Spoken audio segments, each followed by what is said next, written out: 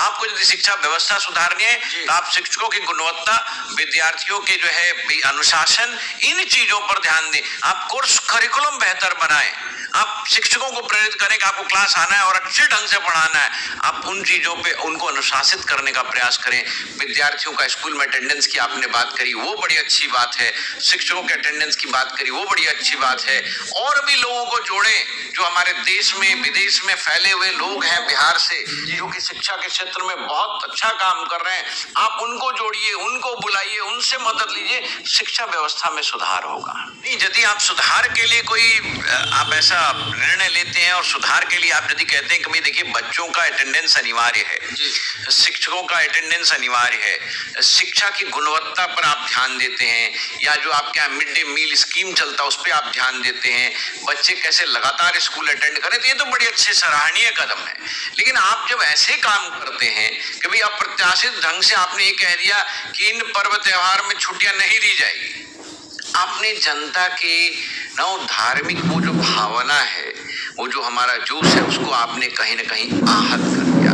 तो ऐसी चीजें अधिकारियों के लिए क्या उचित है अनुचित है, सभी लोग जानते हैं। देखिए ये तो भाई अब उनका निर्णय है। नीतीश कुमार एक मुख्यमंत्री हैं, बहुत ही सीनियर पर्सन है, तो बेहतर जानते होंगे के पाठक को किस प्रकार से किस पद पर स्थापित करना है। लेकिन जो हम लोग समझ पाते हैं शिक्षाविद के तौर पर और कानून के जानकार के तौर पर, वो मैं आपको बताता हूं कि देखिए मुख्यमंत्री हो या मंत्री हो या अधिकारी हो, उनको विधि सम्मत, कानून सम्मत, संविधान सम्मत निर्णय लेना ही पड़ेगा और आप जनता की भावनाओं से खेल नहीं सकते। जैसे अभी आपने सुना ही होगा, अखबार में आया था, रामनवमी, जन्माष्टमी, रक्षाबंधन, सारे पर्व त्योहार पर आपकी छुट्टियां समाप्त। क्या ये शिक्षा व्यवस्था में सुधार है? क्या इसको सुधार कहते हैं? ये तो बिल्कुल ही आपने ऐसे फैसले ले लिए जो तर्क संगत, विधि सम्मत, संविधान सम्मत नहीं दिखता।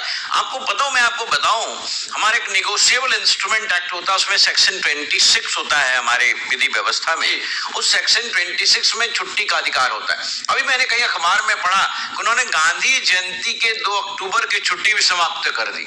यदि ये समाचार सच है तो ये वास्तव में ही मतलब अप्रत्याशित, अविश्वसनीय और ये मतलब बहुत ही खेदपूर्ण है कि आप 2 अक्टूबर को, 26 जनवरी को, 15 अगस्त को, जो हमारे राष्ट्रीय अवकाश होते हैं, उसको भी आप समाप्त कर देंगे।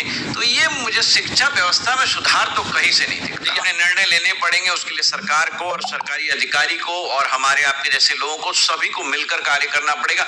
हमें शिक्षा व्यवस्था यदि सुधारनी है तो गुणवत्ता पे ध्यान देना पड़ेगा। क्यों ना हम टीचर्स ट्रेनिंग कराएं, क्यों ना हम स्टूडेंट को एक साइकोलॉजिकल जो है मोटिवेशनल क्लासेस दें, क्यों ना उनको मैं कल ही ऐसे सोच रहा था कि बहुत सारे विद्यार्थी स्वास्थ्य समस्याओं से जूझते हैं। क्या स्कूल में आप स्वास्थ्य की समस्याओं के समाधान पर कोई व्याख्यान दे रहे हैं?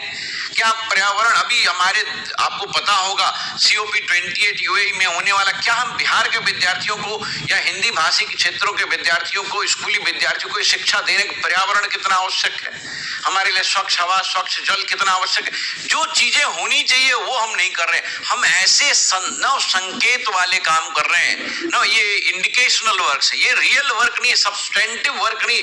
शिक्षा व्यवस्था में ऐसे सुधार नहीं हो सकता है इस प्रकार के निर्णय से कि हम छुट्टियां रद्द कर देंगे। पहले 64 छुट्टी होती थी, अब आपने उसको 60 कर दिया। क्या इससे शिक्षा व्यवस्था सुधर गई?